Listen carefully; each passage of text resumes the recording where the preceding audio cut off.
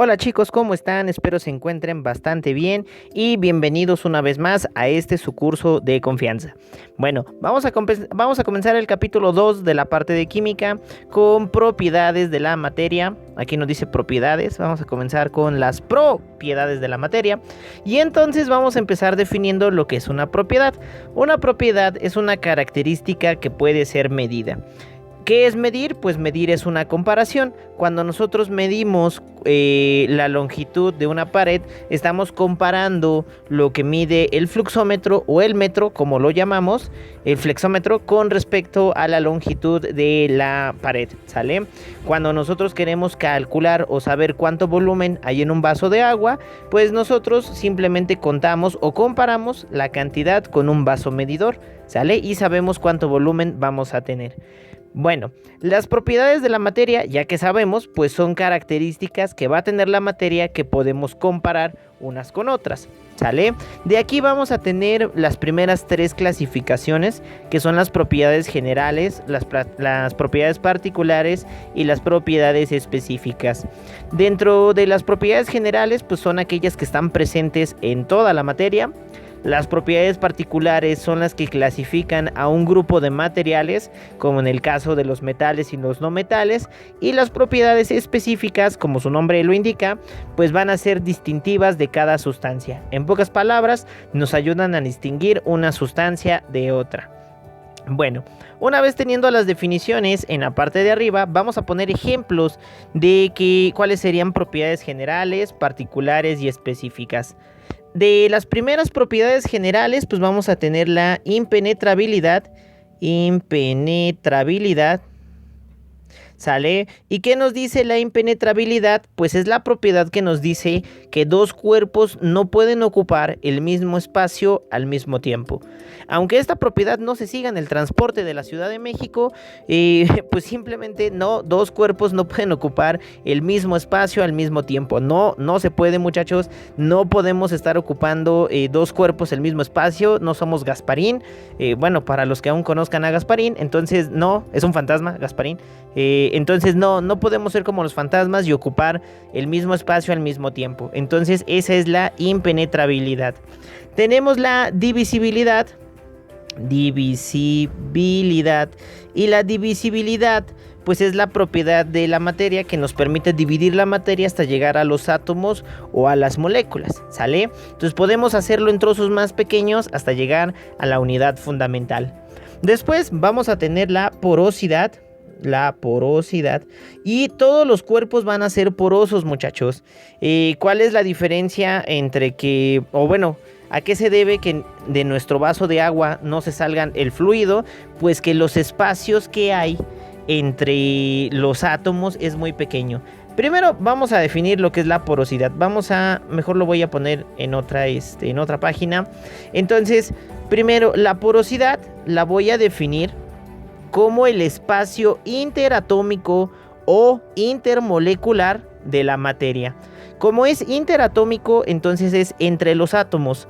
Intermolecular, pues entre las moléculas.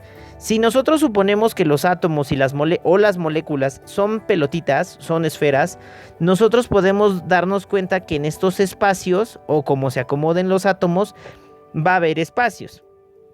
Estos espacios van a ser los poros, ¿sale? Entonces los poros son los huecos que hay o que existen entre los átomos y las moléculas. Ahora, chicos, cosa importante, ¿por qué no se sale mi agua? Imaginen que tengo mi vaso. ¿Por qué no se sale mi agua del vaso? Porque los poros del vaso son mucho más pequeños que la molécula del agua. Entonces, si los poros son muy pequeños, la molécula del agua, digamos que es un poco más grande, entonces la molécula del agua no va a poder salir por estos poros. Eso y por otras interacciones que hay entre la molécula del agua. Pero de entrada, únicamente ocupando propiedades, no pueden salir porque los poros del vaso son más pequeños. Después, vamos a tener como propiedad general, el volumen. Todos los cuerpos tienen volumen. También todos los cuerpos van a tener masa. entonces van a tener masa. Si tienen masa, por lo tanto tienen peso. Más adelante en el video de física, en la sección de física, vamos a ver la diferencia entre masa y peso. De entrada, la masa es la cantidad de materia que tiene un cuerpo y el peso es una fuerza de atracción, ¿sale? Y por último, la parte muy importante es la inercia.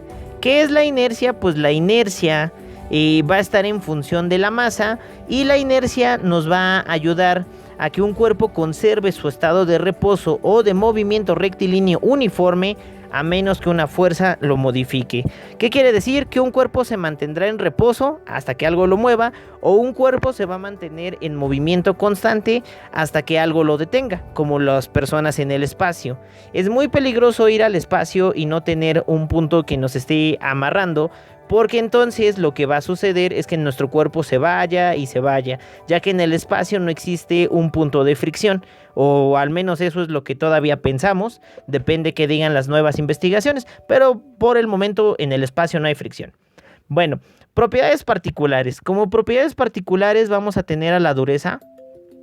¿Qué es la dureza, chicos? La dureza es la oposición de un cuerpo a ser penetrado, ¿sale? Entonces, si yo tengo un objeto liso y yo quiero hacerle un hoyo con algún otro objeto, entonces la dureza del primer material puede ser que se oponga, bueno, de hecho todos los materiales se oponen, pero puede ser que el hueco se haga muy grande en el caso del primer material, o puede que el material sea muy duro y no se deje penetrar, ¿sale? También otra idea es la resistencia de los cuerpos a ser rayados por otro. Cuando nosotros rayamos una pared con algún ladrillo rojo o con alguna porcelana, podemos ver que se pinta. Entonces esa es otra medida de dureza, esa es otra escala de dureza, ¿sale? Entonces dureza, vamos a hablar de la tenacidad. ¿Qué es la tenacidad, chicos? Pues la tenacidad es la resistencia que presentan los materiales a ser golpeados, si se rompen o no, ¿sale? Eso es la tenacidad. Vamos a tener otra propiedad que es la ductilidad. Vamos a poner aquí ductilidad. Y la ductilidad es la capacidad que tiene un material para ser transformado en hilos muy delgados, ¿sale? Si ustedes ocupan todavía audífonos, imagínense que tengo una barra de metal, en este caso cobre, y lo hago pasar por una prensa de cilindro, una prensa circular. Entonces el pedazo de metal va a entrar aquí y entonces vamos a obtener cada vez hilos más delgados, ¿sale? Entonces esa es la ductilidad, la capacidad de un material para poder hacer hilos. Y vamos a tener la maleabilidad, y esta es la capacidad de un material pues para ser moldeado, ¿sale? Y nada más.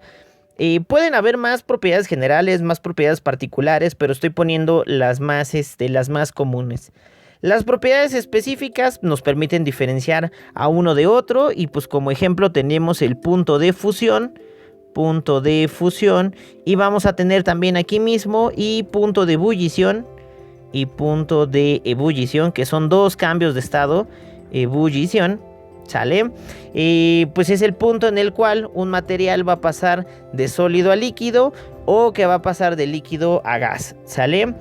También otra propiedad específica pues es la densidad.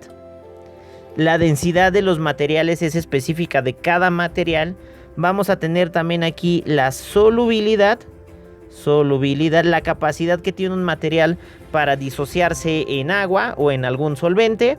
Más adelante también lo vamos a ver. Y el calor específico. ¿Y qué es el calor específico? Pues es la capacidad o es la cantidad de energía que se requiere para elevar la temperatura de 1 gramo de sustancia. En física vamos a tratar estos temas de calor específico. Y pues bueno, estas son las propiedades de la materia, las más comunes. Hay más, como la conductividad eléctrica, la conductividad térmica, pero estas son las fundamentales, como que las más comunes. ¿Sale, muchachos? Bueno, estas son las tres clasificaciones básicas, pero tenemos otras dos clasificaciones, que pueden ser propiedades extensivas y pueden ser propiedades intensivas. Las propiedades extensivas, muchachos, pues son aquellas que dependen de la cantidad de materia, y las propiedades intensivas son las que no dependen de la cantidad de materia o son la división de dos o más propiedades extensivas. Como ejemplo de propiedades extensivas, pues vamos a tener la masa.